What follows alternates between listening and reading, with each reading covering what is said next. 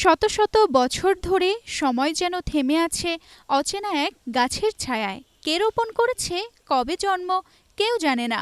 বুক ফুলিয়ে দাঁড়িয়ে আছে কালের সাক্ষী হয়ে। স্থানীয় প্রবীণদের মতে নাম না জানা এই গাছ ৩০০ বছরের পুরনো। কুড়িগ্রাম শহর থেকে মাত্র ৫ কিলোমিটার দূরে এই গাছটিকে ঘিরে আছে অলৌকিক সব কাহিনী, ধর্মীয় বিশ্বাস আর রহস্যের চাদর। হলো যে গাছ এখানেই ছিল, এখানেই হয়েছি। আচ্ছা জি। মানুষ তো বলে চালান আসছে, এটা সেটা ওটা অনেক কিছু বলে।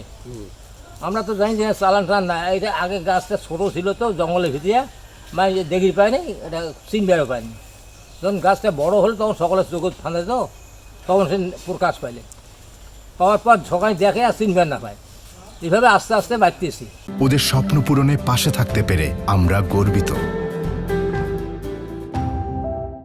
বিরাট বের হুকিয়ে বাতাস, মেলা গাছপালা পড়ে না ভাঙিয়া, এরকে কঞ্চিও ভাঙতে পারে না। যেদিন ভাঙবে সেদিন এই আশপাশ লোক কম শব্দ পায়, দূরের লোক শব্দ পায়, পটাশ পটাশ শব্দ 3টে হয়, হওয়ার পর 1 ঘন্টা পর জল ছাই যায়। এইরকম ঘটনাও আছে এই গাছটা। আমার বাপেরা কিছু পারে নাই, আর এর সম্পর্কে আমি আর বেশি কিছুও পারবো না। গাছটিকে কেন্দ্র করে গড়ে উঠেছে একটি ছোট্ট মন্দির। প্রতিদিন সন্ধ্যায় এখানে পূজা হয়, মানত করে আশেপাশের মানুষ। অনেকে একে অলৌকিক শক্তির আশ্রয়স্থলও মনে করেন। তবে লোক বাধা করে নাই, ডাল ভাঙিয়ে চলে গেছি। টগরের মধ্যে যাওয়ার পরে হঠাৎ হাতের মুখ দিয়ে রক্ত পড়া শুরু হয়েছে। তো ওখানকার লোক বলে যাচ্ছে আপনার হাতে মুখ দিয়ে রক্ত পড়ে কেন, অসুখ আছে না? যে না, অসুখ তো নাই। বলে এই রক্ত পড়ে যায়, গেছেন কোথাও যে গাছ দেখার জন্য, ওখানে কোনো ক্ষতি করছেন? হ্যাঁ, ডাল ভাঙা আছে, হাতে শুধু ডাল ভাঙা। তো ওই দোষ আপনার ওখানে আছে, ওখানে ছাড়া চিকিৎসা হবে না হাতে। আবার ঘুরিয়ে আসিয়া মানুষ করার পর হাতের রক্ত পড়া বন্ধ হয়ে গেছে। প্রায় 7 বছর ধরে নমুনা সংগ্রহ ও গবেষণা করে কুড়িগ্রাম সরকারি কলেজের অধ্যক্ষ ও উদ্ভিদবিদ মোহাম্মদ নাসির উদ্দিন। তারপর তারা নিশ্চিত হয় যে এটি ফিকাস গণভুক্ত একটি দুর্লভ গাছ। এই গাছটি ভারতের কামরূপ কামাখ্যা থেকে এসেছে, যার জন্য গাছটির কোনো নাম নাই এবং এটাকে স্থানীয় জনগণ দীর্ঘদিন ধরে অচিন গাছ হিসেবেই চেনে।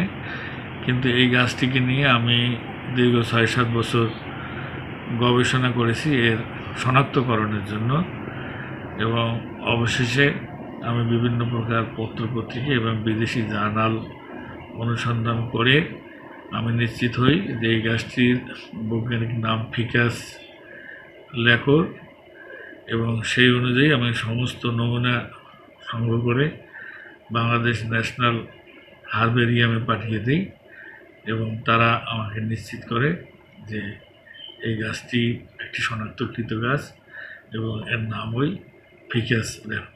এই গাছের পাতা দেখতে ডুমুর পাতার মতো, কিন্তু মসৃণ। সারা বছর সবুজ থাকে, ফল খায় পশু পাখি। তবে আশ্চর্য, বীজ থেকে নতুন গাছ জন্মায়। অচিন গাছ শুধু একটি গাছ নয়, এ এক জীবন্ত ইতিহাস, যার ছায়ায় মিশে আছে ধর্ম, বৈজ্ঞানিক অনুসন্ধান আর শতাব্দীর পুরনো লোককাহিনী। এখন সময় তাকে নতুন করে আগলে রাখার। তানজিদা রহমান, ইনায়া, বাংলাদেশ প্রতিদিন।